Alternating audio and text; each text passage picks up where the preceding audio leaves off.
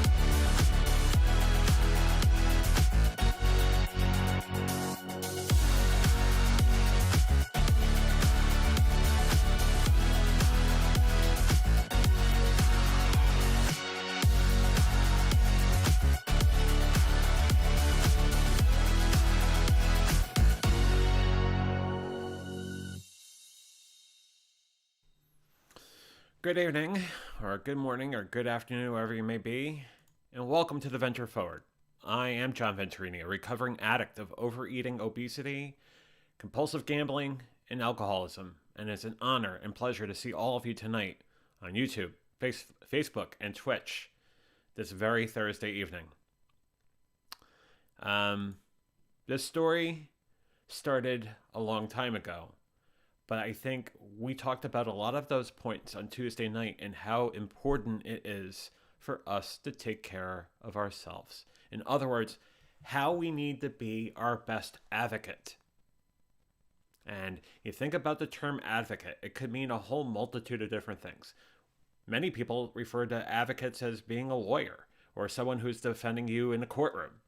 When we talk about advocate tonight, we're talking about taking care of ourselves and making sure we're trying to do the best things for us, employing the best strategy, employing the best mindset, but also remembering that we have to take care of ourselves before we can take care of anybody else.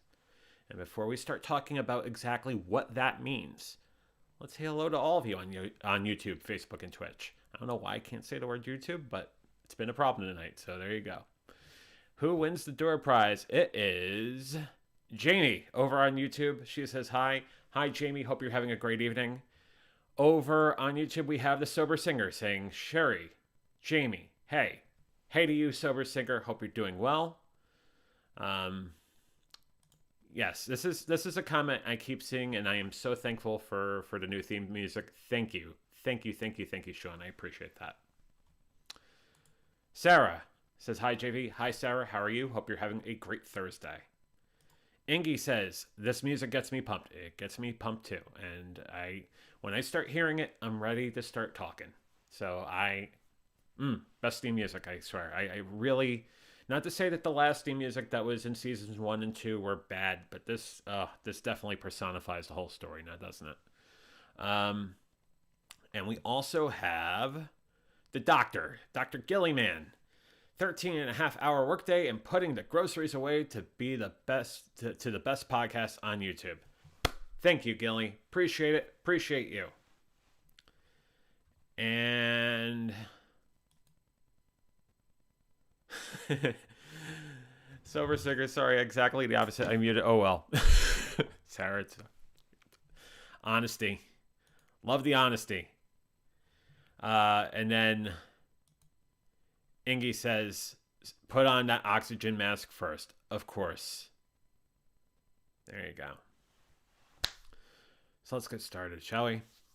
And we got to talk about how to be our best advocate, because we lose sight of that through a lot of different methods, a lot of different things that have been part of our lives, in the sense that maybe it was taught to us the wrong way. Maybe we've dealt with a lot of pressure, whether it's at school or at work or amongst our friends or our family.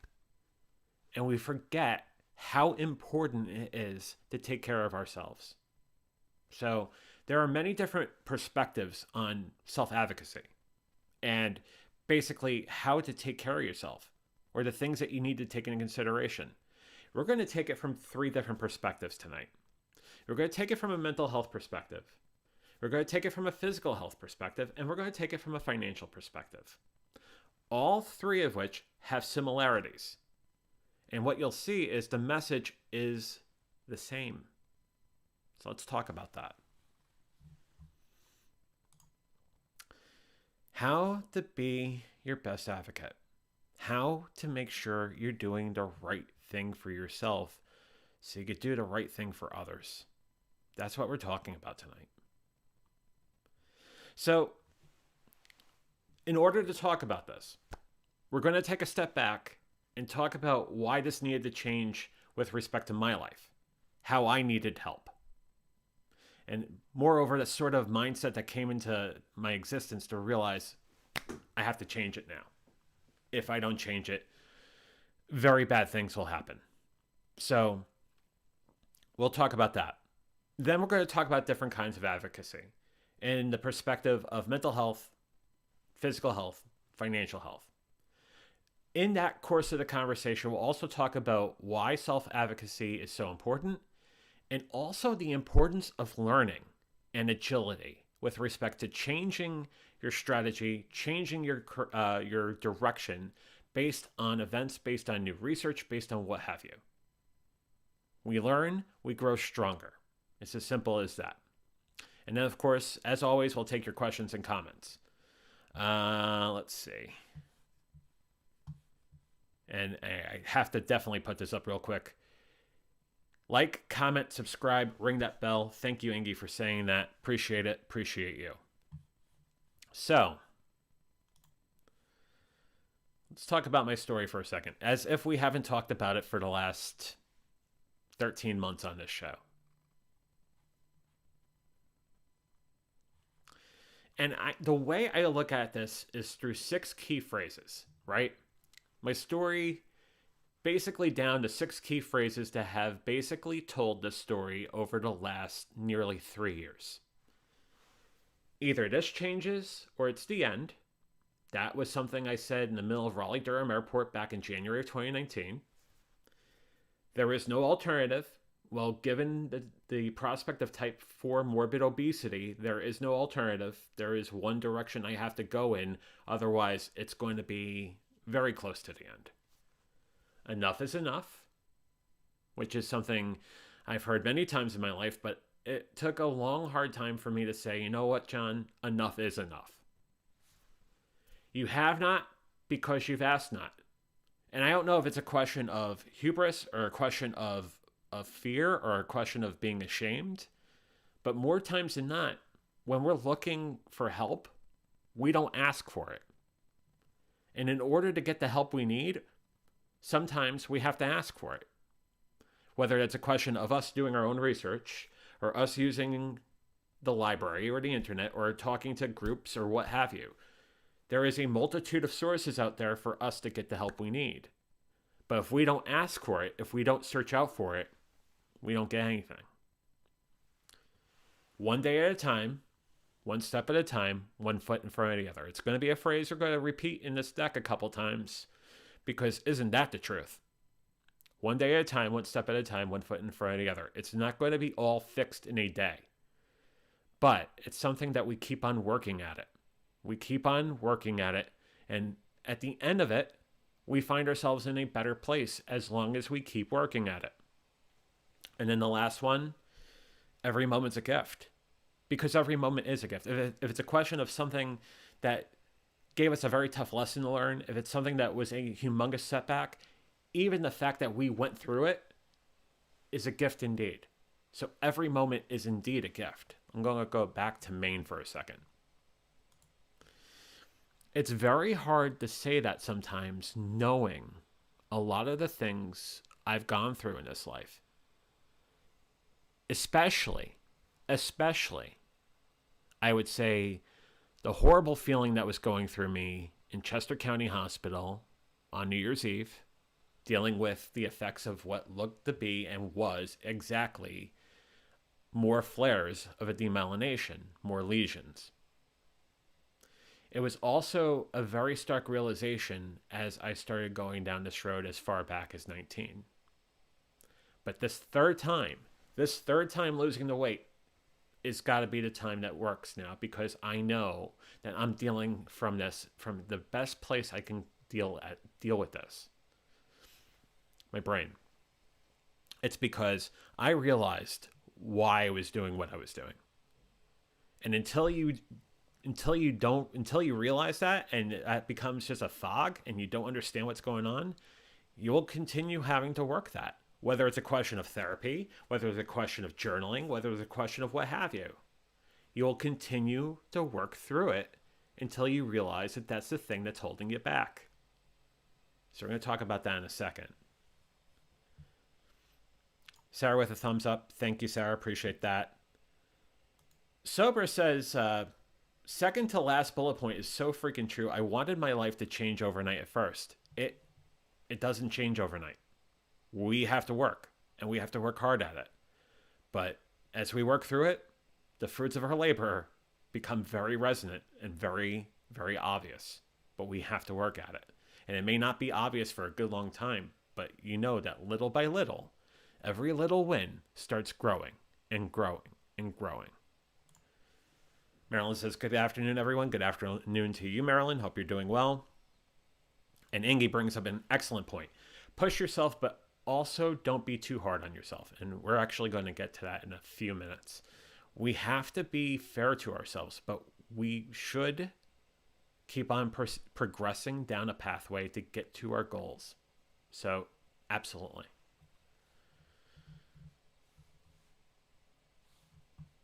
So, another thought is this. Why was I overeating?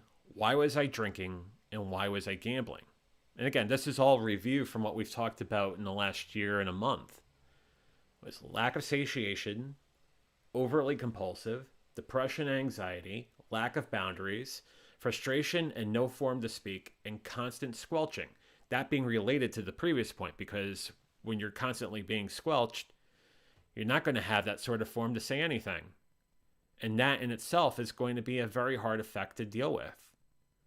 We should be vocal in some portion of our life. We should have some sort of outlet.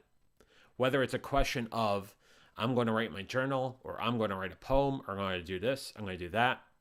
We have to have that outlet. If we have that barrier shut, not really the best, is it? It's a horrible thing to look at, because then we're holding things back. We have things that are bottled up. And it goes back to the analogy of, after so much pressure, what happens? Well, the volcano explodes. In this case, though, the volcano exploding can kill people. So we have to be very cognizant of that. We need to have that continuous flow to get our ideas out, to share that, to be who we are.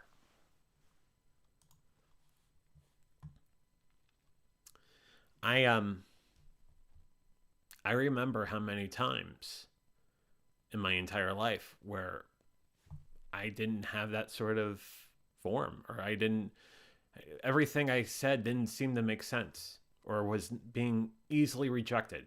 Like it didn't matter. And certainly you could deal with that one time or 2 times or 10 times, but over the course of a long time, it does horrible things to you. A bit of a shameless plug coming up. In a couple weeks, the week after Veterans Day, we're actually going to do a week on bullying. And what I want you guys to think about, homework assignment, we'll talk about the homework assignment at the end of this episode tonight, is think about the amount of times, whether in your childhood or your adulthood or what have you, where you have been bullied. Whether you were bullying or you felt forced to be the bullying, or the person who is doing the bullying rather. Think about that, because it is affecting so many people, especially in this day and age. And we're going to have a conversation about that the week after Veterans Day. So, shameless plug on that, but certainly a lot of bullying in my life caused me to go down that road and started thinking less of myself. So, there you go. It then made me start thinking about some if-then statements. Very sort of logic sort of mindset, but here's what I know. If I wasn't going to advocate for myself, no one was going to advocate for me. If I didn't break the entire project into tasks, I would have drowned out of fear and depression. And if I didn't identify the key driver in a series of addictions and work the most critical path, chances are there would have been no feasible solution to solve for all.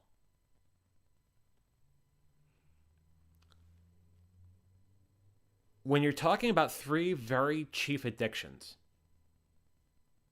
and you're thinking about them in their most extreme case, and also with a periphery of other results that are gravitating to that, we must not forget that it has to be worked not concurrently, but consecutively, and in piecemeal, and in very small steps. No, that whole expression that Rome wasn't built in a day, sure, Rome wasn't built in a day, but neither was fixing 3 very death-causing addictions. It had to be done in pieces. So, I'm going back to Maine because there have been a few comments.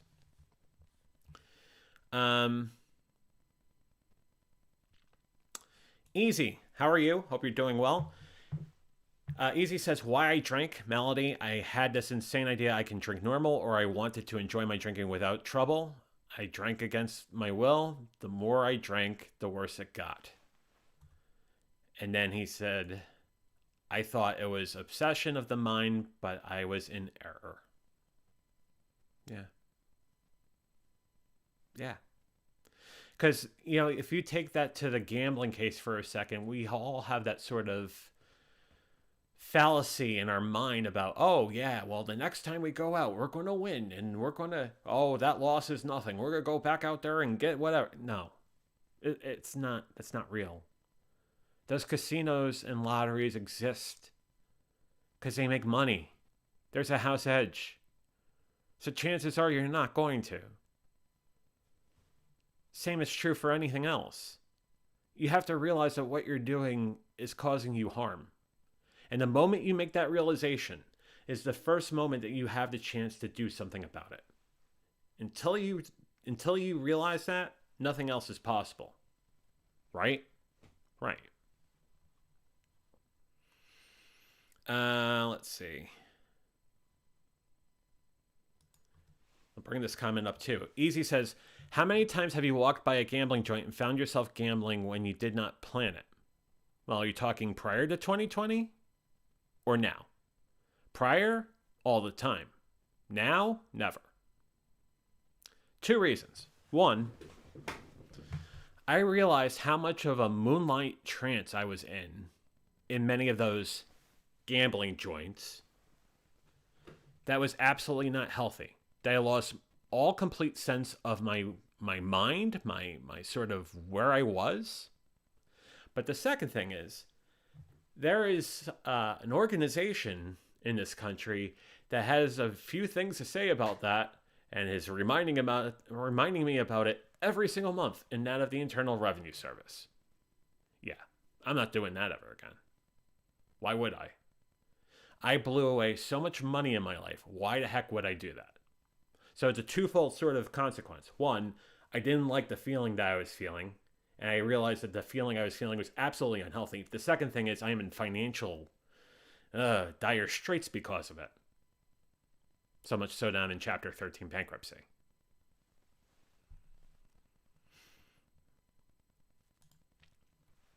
Sean says, I love that, Jamie. Us addicts are egomaniacs with an inferiority complex. Yes. That's right. That's absolutely right.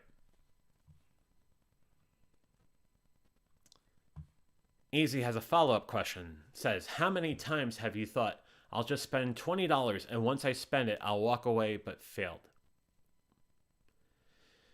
A lot.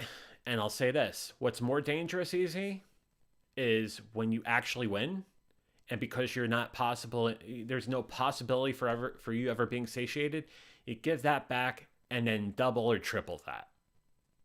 It is a very, very, very vicious cycle, Easy. So $20? That's nothing. That's nothing. Absolutely nothing, Easy. Sue says, it's true with the smoking addiction also. Going with asking for help, I was blessed with finding it. A lot of people just think that you don't smoke anymore. More to it than that. Yeah. Because it is a sort of melange between the mental reaction of doing it, but also the physical reaction of doing it. So to work through both of them takes a lot. And Sue, you've talked about it before in our various channels and whatnot. I know what you're dealing with. We all know what we're dealing with in here. And by the way, I hope you're doing well this evening. So there's a series of ifs and the sort of consequential questions that come off of that. Let's take this from 3 different perspectives. We're going to talk about mental health, we're going to talk about physical health, and we're going to talk about, funny enough, financial health. Because off of those 3 sort of parallels, there are a lot of nuances that could be isomorphisms down the entire stretch. It's the same sort of mechanics if you think about it. So let's see how this works with respect to business minded, financial mindset. And I went to a couple of articles out of Forbes on this one. And the first sense is that there are 5 key tips on being your best advocate. The first one is knowing who you are, right? Knowing who you are, and if you don't know exactly what that is, being courageous and taking a chance to make the sort of changes that you have to be who you are or what you want to be. And always learning. Learning as much as you can. The moment we stop learning is the moment we start dying. So we have to continue to learn. Advocation for yourself does not mean raising your hand, which, in other words, it's okay to say no. How many times, whether it was something that was taught to us as kids, or something that was taught to us in school, or something that was taught to us as we were growing up, or in our young adult years, what have you, how many times do we feel penalized for saying no? It is okay to say no. And the more times we actually say no, the better off we are. We're not saying yes to situations that might harm us. We actually have a chance to think about it before we actually agree to anything. Advocacy, what we're talking about tonight, is ongoing. It's not a one-time exercise. It is an ongoing lifestyle. Doing the best things for yourself should always be your lifestyle. The next piece has to do with self-awareness. And this sounds a little paranoid. And I'm going to say that right off the get-go, but I understand where this is coming from. Knowing what is being said about you when you're not in a room. So in other words, being self-aware. Being self-aware. And sometimes we know that we could be very hard on ourselves. So it's being self-aware, but with a good amount of fairness about it. It just gives us that sort of environmental sort of perspective so we could keep on doing the right thing. But it's okay to be self-aware. It's actually very important to be self-aware. And then the last one, which is basically a follow-up from the third item, is that advocacy is a marathon and not a sprint. Meaning that no one just picks up a very huge project and gets done with it in a day or a week or a month. It's a marathon. It could be also looked upon as a marathon of sprints if you think about it. But it's a marathon. It's absolutely a marathon. Some comments. Let's see. Going back to the smoking for a second. Sue says it's crazy, but every day is a decision, and she's doing great. Sue, I'm glad you're doing great. I'm glad you're here. Paul, joining us tonight on YouTube, says this is helpful. Thanks, JV. Paul, I'm glad to be talking about this. I'm also glad to be doing VF Talks with you on Friday nights.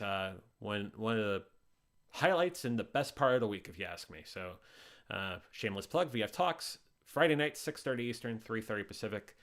Paul Burke, a co-host, Matt Haas, a co-host, and yours truly. Jamie says to Sue, proud of you for quitting. Nicotine is one of the most addictive next to cocaine, I believe. So good for you. Very much good for you. So keep on fighting the fight there. I agree.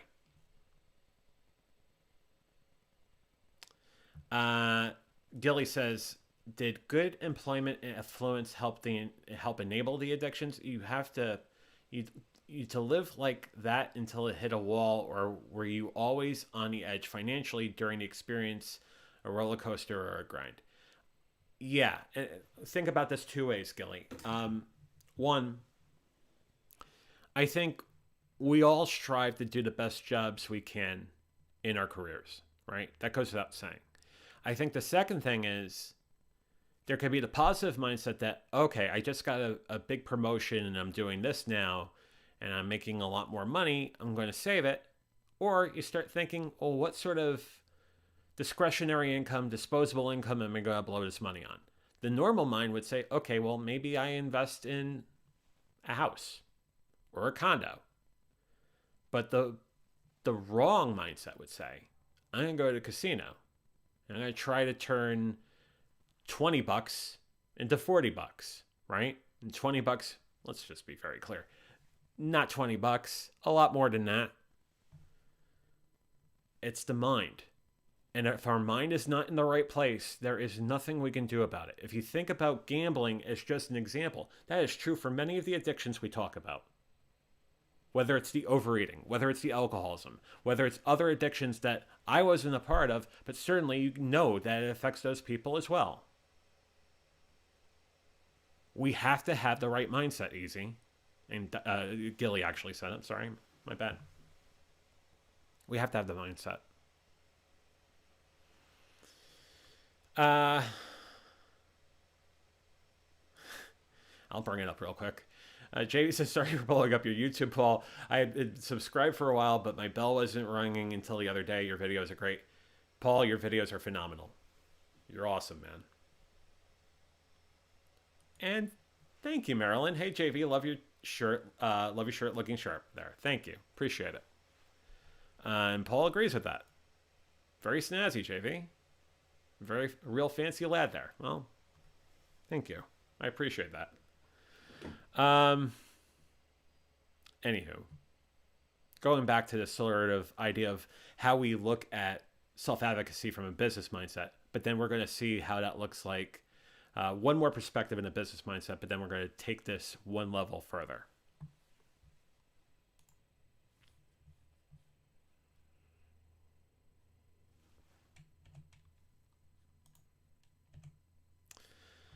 So another way to practice this mindset is this. And it is exactly what we talked about in the last 30 minutes. Starting small, one step at a time, right? Rome wasn't built in a day, one step at a time. Practice the conversations and the go forward. So in the case of trying to ask for a promotion or a new job from a business mindset, that's one thing. Asking for, going to the bank and asking for a loan, that's another conversation one would have. Practicing the conversation, but then also things that we need to practice to help ourselves get out of the messes that we're in. It all takes practice. In that, if you think about it, go into main for a second. It's visualization, right? We have to visualize what our ideal state is. Is it a question of saying mantras? Maybe. Absolutely. Is it a question of journaling what you want to get out of these sort of situations? Yeah. And being very aware of it, right? But we have to practice it. If we don't ask for it, if we don't see it, chances are we're not going to get it. Compromise is also a win. And I know there has been a lot of things on that board that seems like everything's been a grand slam and a win all along the way here. It hasn't. There have been a lot of compromises going forward on us.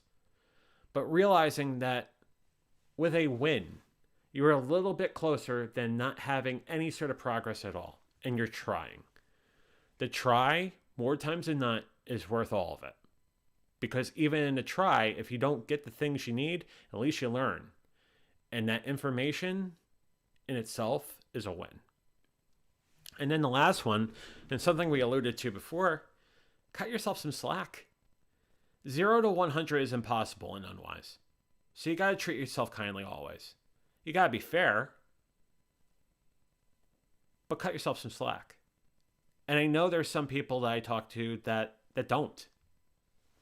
And at the end of the day, as far as sustainability of what we're trying to do and taking on a healthier lifestyle or taking on this or taking on that, we have to cut ourselves some slack. We do. I'll tie this to one phenomenon that's been part of my life the last, 4 or 5 months, in the sense of a food Sabbath. Well, if you're working out all the time, you're not going to eat 1,100 calories every day. So you cut yourself a day or a meal where you have a food Sabbath. What you'll find is more studies, more than not, will say that that sort of break is actually healthy for your metabolism. So cut yourself some slack. Some comments. I'll bring up easy. Gelly, the only thing that enabled me to drink was lying to myself that I can drink like normal people, and every time I drank, The unmanageability of life in all areas of life gets affected after the drinking, but we live in a lie and we are blind to our drinking, thinking we don't have a problem. He goes on to say, but everything in us and around us is a big mess, but we somehow don't see it, and we tend to blame everyone for what we are doing to ourselves. He finalizes this and says, when we are not self aware and we don't get honest with ourselves, we will eventually die. Very well put, Easy. Very well put. Sarah says, I have been a terrible financial self-advocate. I think there have been a lot of people in this country and the world, quite frankly, have been terrible financial self-advocates. But we always have the next day to try to pick this back up. So I know going through the exercise of claiming Chapter 13 and going on a plan and a budget and everything, and not a budget that allows you any sort of leeway, has been a major, major life lesson. Albeit someone in his 40s learning it, so be it. But yeah, financial sort of self-advocacy is something that a lot of people are dealing with. So you're not alone. Far from alone, Sarah. Sean says, being kind to yourself and enjoying the journey, so to speak, is very important. Yeah, we have to enjoy the journey. And it's not going to be rainbows and unicorns every day, but we enjoy the journey. The fact that we're actually going through the journey and living the journey and having all these moments, whether good, bad, or indifferent, is a gift all in itself. So you're absolutely right there, Sean.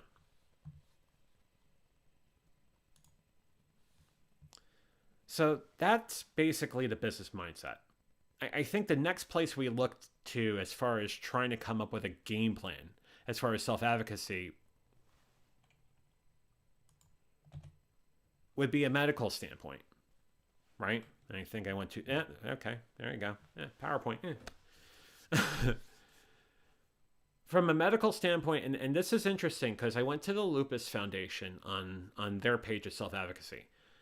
Lupus, autoimmune disorder, much like multiple sclerosis. So a lot of things that the Lupus Foundation of America has said can lend itself to a lot of people that are dealing with major medical diagnoses, major medical disease. So let's talk about this for a second. And that self-advocacy means that you can tell people about your thoughts and feelings, and you should.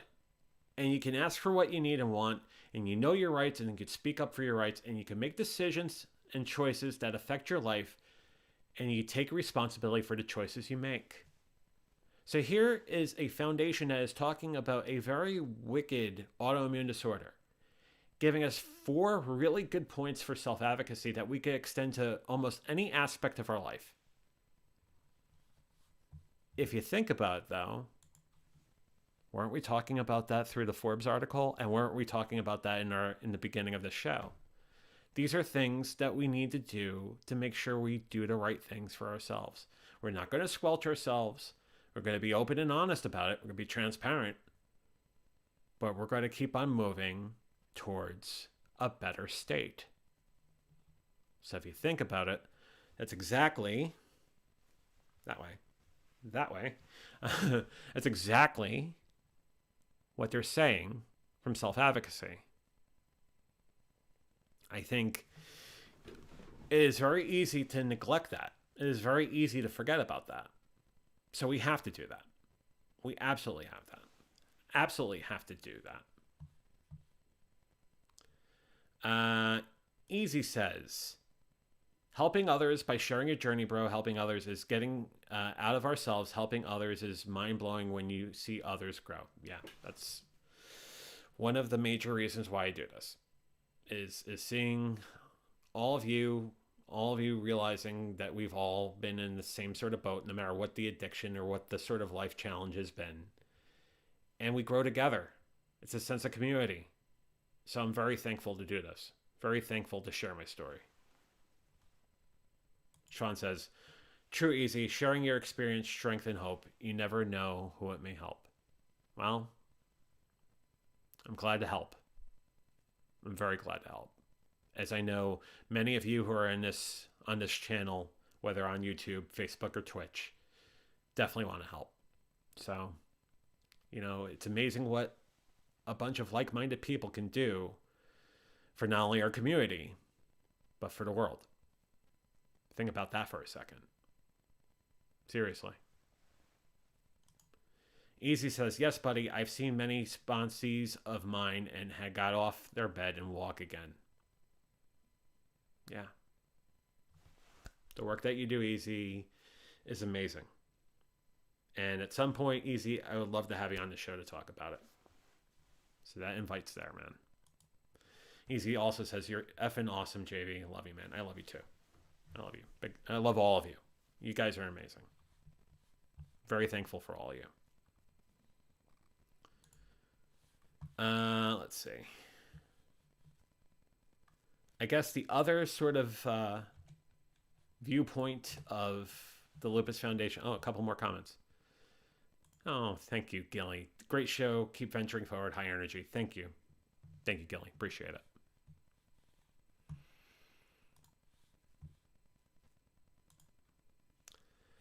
By advocating for yourself, 4 major things to think about. 1, you enable your doctors to treat you effectively. And how many times when we're talking about even something like a cold or a flu or whatnot, we're not being very clear and not very open and honest about what we're experiencing.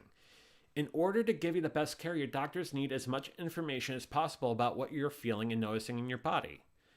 That goes back to journaling. So if you're doing the practice of journaling, whether it's a dietary journal or just a journal to clear your mind, you're at least having that communication or that communique somewhere. And if you have that, you have information to share with your doctor or your therapist or who have you. Also says that empowering your family members, friends, employer, and healthcare providers to give you the support you need. We do this as a community, right? We do this as a community.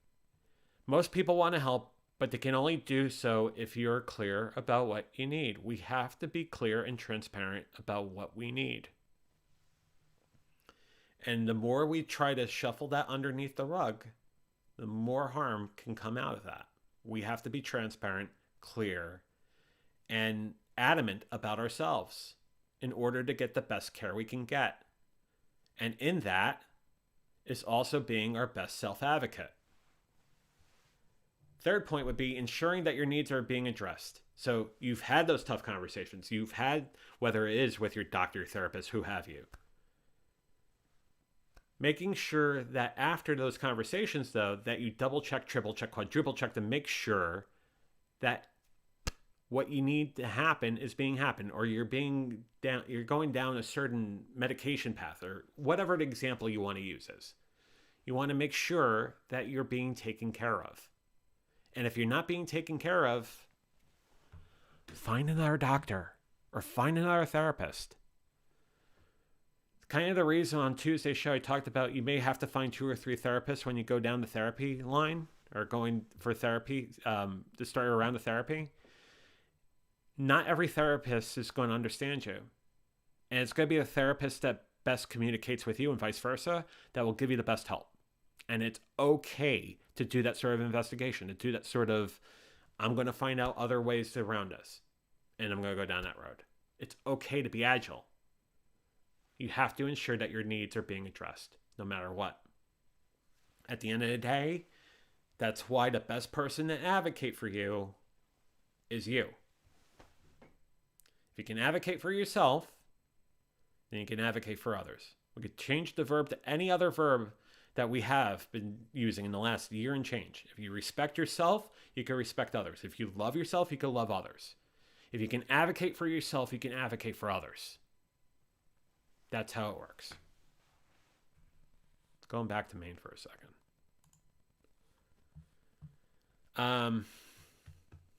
Good question. I'll bring it up for a second. Easy says, if I go on your show, do you have a bleep button? I'll just say viewer discretion is advised. It's fine. Don't worry about it. Seriously, I would love to have you on the show, man. Easy says, with doctors that I had in the past were pill pushers, I have a good doctor today that actually listens to me, and I make sure I am honest with him and how I'm doing and feeling. This goes a long way. Without a doubt, Easy. Without a doubt. Every little bit counts. All facets of that communication count. So you're doing the right thing there. Sean says, I love the word communicate. I'm going to start saying that so I seem smarter. Oh, it's just a word. There are many words. But yeah, I like that word too. By the way, great Dire Straits song too. Homework assignment, Sean. Go look that up. Great song. Let's see. Easy says, I don't believe in religious program. Spirituality is different for whoever you talk to. So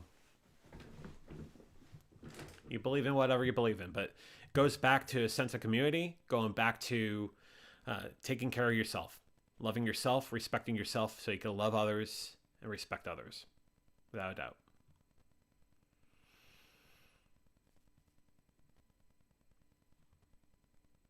And someone on Twitch, I'm going to bring up a Twitch comment real quick. Cool Pool says, I am here to cheer your day by just saying the same. Yeah, absolutely. Because at the end of the day, we have to love ourselves in order to love others.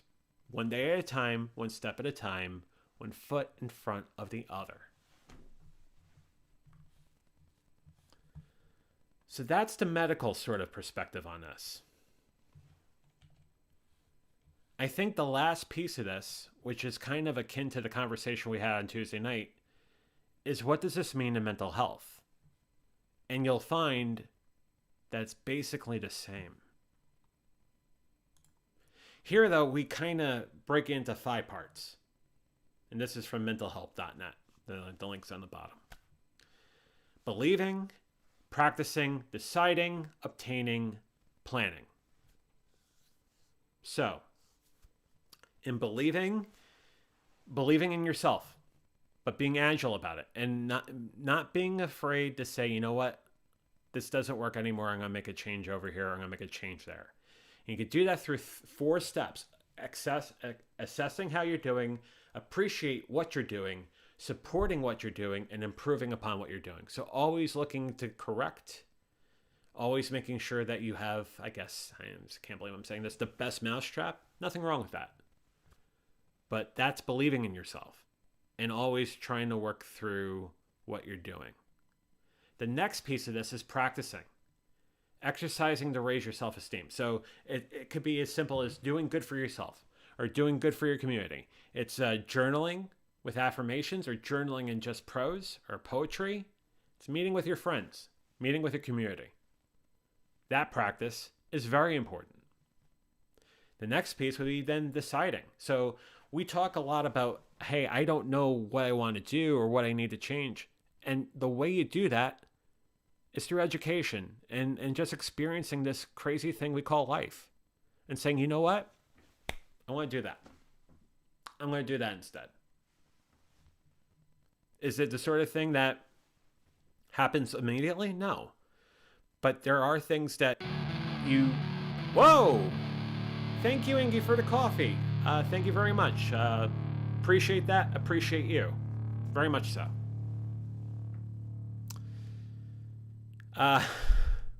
Thank you, Ingy. So deciding what you want and need to change is very important in this.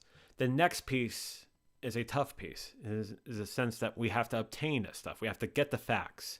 We have to ask around. We have to do research. We have to contact organizations or contact groups in order to, one, keep on learning this, but then growing stronger with the mindset. So getting the facts, but then asking around and doing more research. As I said before, when we learn, we grow. When we don't learn anymore, we are dying. So we always should continue to learn. Which goes to the last point. Planning your strategy. Working through it one day at a time, one step at a time, one foot in front of the other. It doesn't get done immediately right away, but you work at it. And even the most marginal sort of win is indeed a win. Going back to Maine for a second. Easy asks, do you have people in your life that support you face to face? Yeah, and I support them too. And I'm very, very thankful for them. And I need to keep those sort of connections face to face. So yes, Easy. Easy also says, I use the same formula on a daily basis. Yeah, you have to. That's how we grow. We grow in the right direction. And Sean says, nice, Ingy. And reminds me, hope those 3 coffees are decaffeinated. It's getting late. Yeah, it is a little late. Hasn't stopped me from drinking coffee at this hour, but it probably would be decaf at this hour. So there you go. Oh, man. So let's talk about something we talked about on Tuesday, because I think it's worth rehashing for a second. In the sense that you go down the road and say, okay, I'm going to seek therapy. Now what do I do? Well, sites like psychologytoday.com, there are other sites out there that will tell you the best therapists or just a list of therapists in your area. I'll give you a list of the multitude of mental health therapy centers that are around you, whether in person, face-to-face, or virtual, via telemedicine or telegroup. This is important, especially when you're looking for a therapist. Take the sessions seriously, but always do your own research to validate and proceed down the therapeutic path. You go to therapy to work. It's not happy fun time. You go there with your journal or your laptop and you get prepared to work. And the therapists I've had know very full well how deep my notes go. It's the way it works. Do all of the homework and come to each session ready to work on you. I guess along those lines, journal what is on your mind daily. Does not have to be in words. Could be a doodle, could be a caption to a photo, could be a recording, audio, video. Just get your thoughts out there. Don't squelch your own thoughts.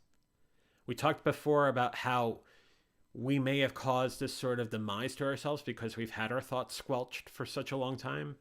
Don't squelch yourself. Get your thoughts out there. If you want to talk new agey for a second, sure, let's go there.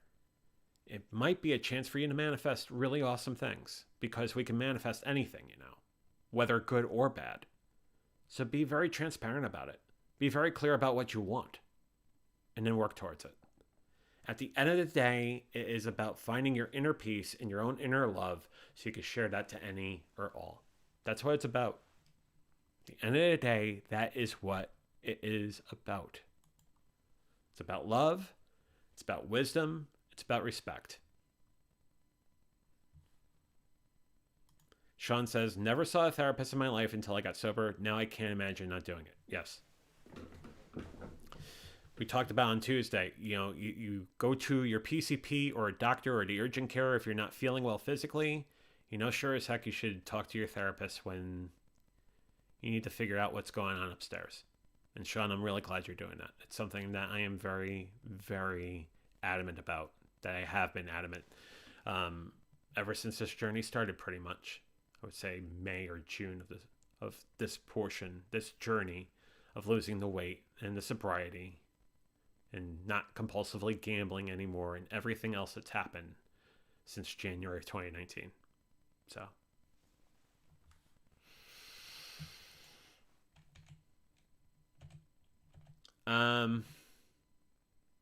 I guess it's worth me just bringing up this slide once more about the timeline, just to draw a final bow on all this. The tracking of the food and learning about IFS, internal family systems, and then not drinking anymore, and then not gambling anymore, has been piecemeal. It wasn't all done at once. And that's why I was saying before, not all of these things can be fixed at once. When we talk about the audit, that was the last time I gambled. When you get a piece of registered mail from the Internal Revenue Service, that's Washington telling you, you know what, you got a problem. You kind of had a feeling you had a problem all along, but it always is good to have that level of validation now, doesn't it? And certainly, there are things down the bottom of that list that are tough. The MS diagnosis that took place in January and being in the ER on December 31st, these are tough things. But I'm working through it. I'm working through it because at the end of the day, we can work through this.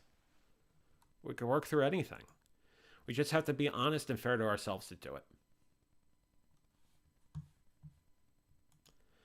Sean says you're an inspiration, John. This timeline alone shows it. Thank you, man. I appreciate that. And I appreciate all of you.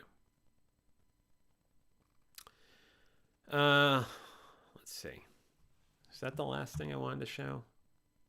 Oh, you know what? I'll just bring this back up for a second. I mentioned IFS. Might as well talk about what IFS is real quick.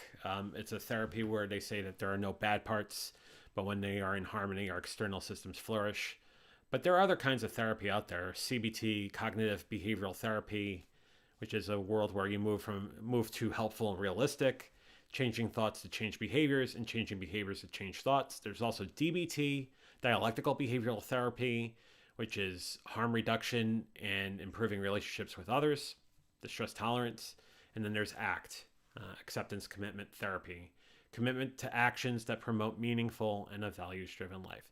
If you think about the major kinds of therapy that's out there, these are the top 4 that gravitate to the list. There are others, and as we go forward and we start talking about therapy more, we will talk about those other kinds of therapy. Also, I didn't forget about this. I will have an internal family systems therapist on the show soon to talk about the nuances of what IFS is, but the sort of phenomenon they have been seeing in their practice. Of course, de-identified, obviously, but we could talk about phenomenon, and we will.